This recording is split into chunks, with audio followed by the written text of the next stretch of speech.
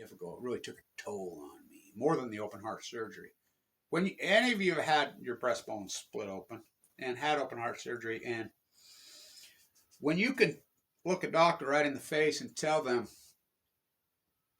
as bad as open heart surgery is, and it's vicious. I mean, whoa. The pain, fuck, it's incredible. Whoa. Blow your fucking mind. When it doesn't even come close to comparing to the pain of AML leukemia. You know, in the bone marrow transplant, they have a chart, pain levels. Think about it. Chris Busby attacked me while I was in that situation. I was so fucking sick and so much fucking pain, you don't even want to know. My little grandson, oh, Grandpa's drinking that pink medicine again. They would mix up these cocktails for me with everything drug known. It wouldn't touch me. Wouldn't fucking touch me. I'd finally get in there and they'd have to put me on propofol and hold my hand, Michael Jackson, and knock me out. You know, it went on and on and on for years. So much fucking pain. It was incredible. For years, it was vicious. Vicious. Somebody asked me the other day, here, all that you went through, it was fucking nasty at the hospital. Was it worth it? I can't believe somebody even asked me that. But then I started to think about that statement. People's lives they're not connected with the environment. They're not connected with the joys of humanity, the joys of life, the joys of... So I guess their perspective of life is different than my perspective of life. So I ain't got much of one to lay down, fucking die anyway. It's virtual anyway. Okay. The world is run by those who show up. I'm finally coming off that. I'm finally landing. It's like it happened in one day these last 10 years. My whole mind has been in a whole different place. I think whatever I went to mentally to survive, it's like an out-of-body experience I've had for 10 years. And I'm finally starting to land somewhat. I'm like, you know, reflecting on it. Thank God I have all these videos every day to even, holy fuck. I just let the intuitive mind, I called it the light. I've been interviewed by lots and lots of cancer psychologists on my survival. You know, walking.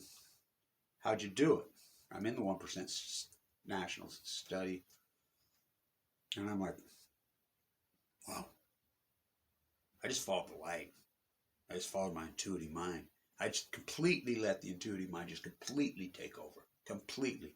I didn't logically, cognitive, you know, think it out. I just intuitively, YouTube camera, and think about it. It was all right. I was right about everything. Before it happened. For Hamlet and Cassandra, they got together and they had a baby. It's been a hell of a fight. Thank you to everybody. It's a historic fight. It's been wicked.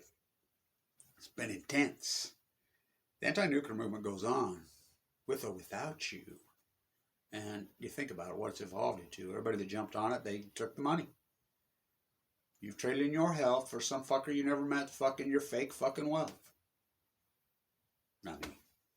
Not me. No running, no jumping at the Olympics, just nuclear propaganda. And if you think that's a real Olympics, no fans. And they won't even refund your money. The athletes that go, so many athletes are not going to go. And, you know, it's just to get their television contract. And by the way, they won't refund your tickets. They'll make the World Bank refund your tickets, which is you, the taxpayer. You know, Trump's bailout before Obama's bailout, do you know that was 10 times bigger than the bank bailout? You know, the Fed buying stocks. I mean, it's all a bubble. But I guess willing for participants. You know, you're going to be hypnotized. Not me. No fucking government fucking check for me. Thank you, everybody supported. The fight goes on, but I know these videos are long, but they need to get up, and I need to get them done while I can. You know, for prosperity purposes, because the sheep, they're gone, and they've kettled me. They've throttled me. They, by the way, hired trolls to attack me. Felonies in all 50 states. Felonies. It's my... I need another one. If anybody, you guys can hook me up with. God, they're so cheap. You know, you get them and it comes off. That's my medical alert bracelet. How's a doctor? You can't even read that. It had a sticker on it. I thought it was engraved in, but it come off. A 1% survival bracelet. You know. So, because I don't think that ETMs are going to open your wallet and dig through and find that medical okay, because they'll get confused with your Vax card with, fuck. What a freak show. Everything's good until you die. Everybody's dying young, you know.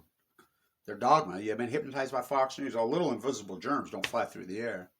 And why are we all wearing a mask? Who are you? You know, Kevin Semmelweis, savior of mothers. I fight for her. My past should be the #1 story in. I survived this disease, going to the bone marrow level. It is the I mean, my place in time. You know, and my fight and the way this played out. Look, talk about a fucking documentary. Holy fuck.